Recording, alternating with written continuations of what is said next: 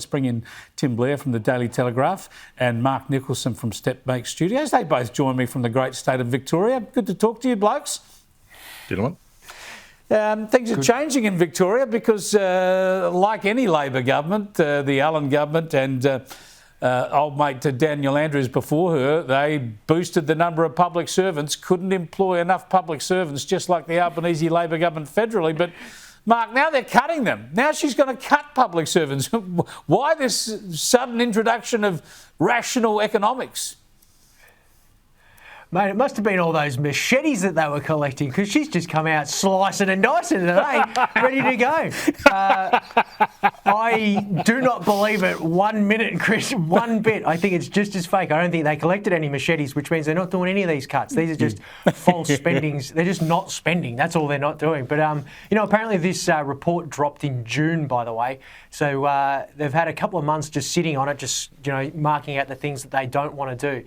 They said that they're going to have $4 billion worth of savings. Apparently the Victorian debt grew by $8 billion since June anyway. So thanks for saving us $4 billion, or saving us, not spending an extra $4 billion. We've already grown by $8 billion. That's how cactus we are.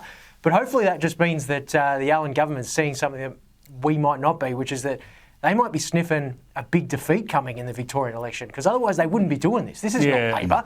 They don't do this. Yeah, they don't announce cuts. Maybe. Here she is. Have a listen to the Victorian Premier.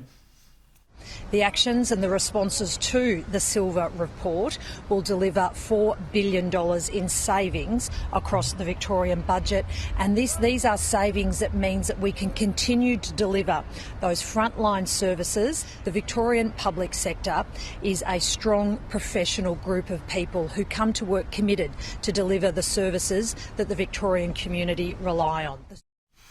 Yeah, Tim, you've got to agree with Mark. They must be sniffing a possible election defeat next year. It's about a year away, the election, but suddenly she's all tough on crime and now tough on spending as well. Maybe they're sniffing something else, model airplane glue. But it is interesting to look back at how Labor, when they were expanding the numbers of public servants, it was just as essential. That was what was required. We had to blow the numbers out, because then we could deliver proper frontline services. And now they're reducing them to deliver a high-quality, proper frontline services. So make up your mind, Labor. And it's a bit transparent, and I don't think it's going to work out well for anybody. Yes, it all lacks a little bit of authenticity and follow through, I would have thought.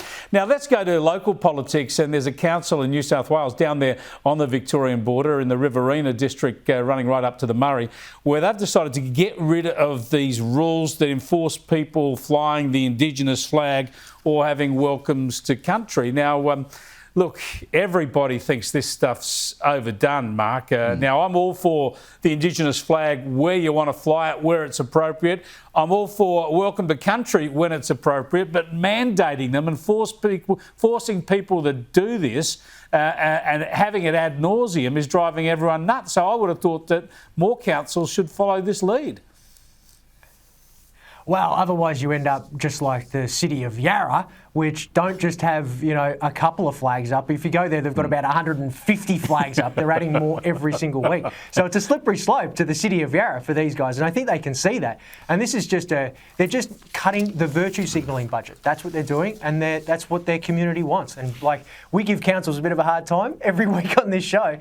We talk about it for not listening to their community, but 98% of their community are sick of virtue signalling to the 2%, and 98% of the people are struggling, and they want to see a reallocation of those resources, not towards meaningless virtue signals, and they want to see the reallocation of those resources to where people are really struggling. And it's not a race-based thing; it's a needs-based thing. I think this is good stuff from that council. It's ballsy, but it's good stuff. It's ballsy, all right. Now, Tim, I've got to say one thing that cracks me up about this country. Not only can we not just have one flag that we all use, but when you have the Indigenous flag, you've got to have two. There's one from Indigenous people, but then for one particular group of Torres Strait Islanders as well. I mean, honestly, cut it down. One flag or three? I mean, at least the LGBTQI plus flag, they just put it all on the one piece of fabric. They add a little bit every year.